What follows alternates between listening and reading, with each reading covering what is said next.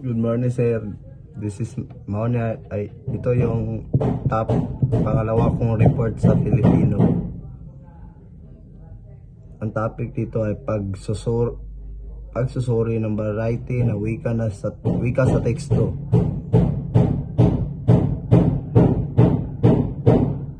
Ang variety ng wika ng teksto ay depende sa layon, konteksto at target na audience. Narito ang isang pagsusuri ng variety ng wika sa isang teksto. Magandang umaga, mga kasama, taliwasa sa ating mga plano. Ang ating kumpanya ay nagpapasya na magpapatupad ng bagong patakaran. Yon ay isang teksto, example na isang teksto. At sa layon, ibigay ang impormasyon tungkol sa bagong patakaran ng kumpanya. At sa konteksto, isang pulong sa opisina. Target na audience, mga empleyado ng kumpanya.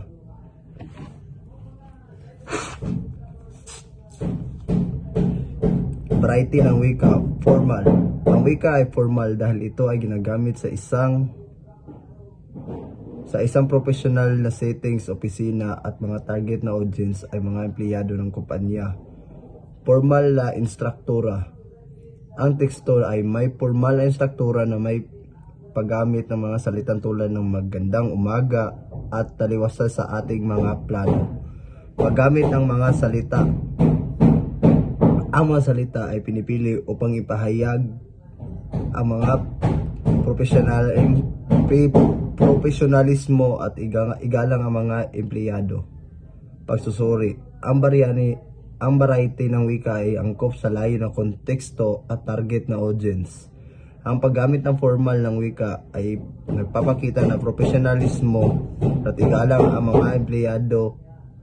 Ang teksto ay malinaw at madaling maunawaan. Halimbawa ng iba't ibang variety.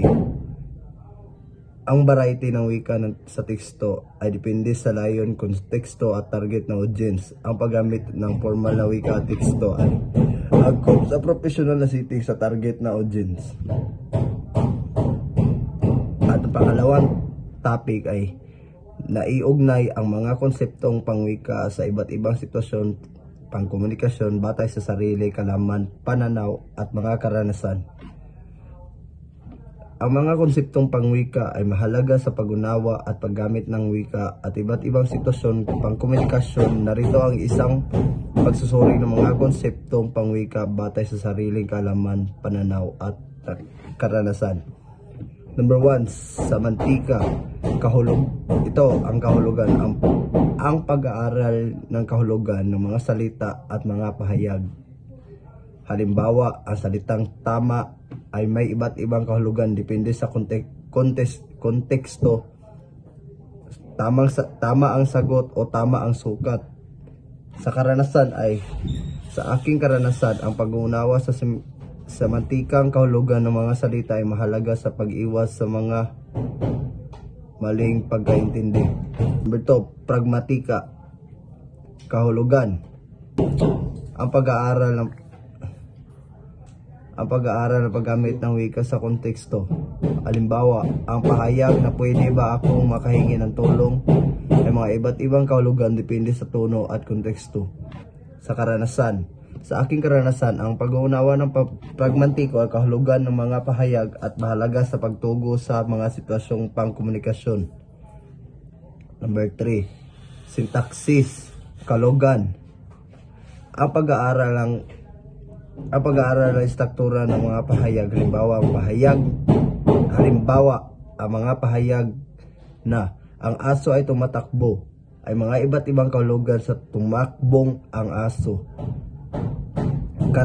Sa aking karanasan, ang pag-uunawa sa sinantaksis ay mahalaga sa paggawa ng mga malinaw at maayos na pahayag. Morphamika, kahulugan. Ang pag-aaral ng mga unit ng kahulugan sa mga salita. At ang halimbawa, ang mga salitang tumakbo ay may dalawang morpheme, tuma, pangabay, at KBO, yung ugat. At sa aking karanasan, ang pag-uunawa ng morphemika ay mahalaga sa pag-unawa sa mga salitang maraming kahulugan. Number 5, ponetika, kahulugan. Ang pag-aaral ng mga tunog ng wika. Halimbawa, ang mga tunog ng mga litras sa salitang katok ay may iba't ibang kahulugan kaysa sa mga tunog ng mga litras sa salitang kutok. Sa aking karanasan, ang pag-unawa sa ponetika ay mahalaga sa pagbigkas ng mga salita ng maayos. Ang mga konseptong pangwika ay mahalaga sa pag-unawa at paggamit ng wika sa iba't ibang sitwasyong pangkomunikasyon. Ang pag-unawa sa semantikang kahulugan, pragmatika, kahulugan, sintaksis, morpika, at ponetika sa mahalaga sa paggawa ng mga malinaw at maayos na pahayag. At yun lang, sir. Maraming salamat, sir. Thank you. Bye-bye.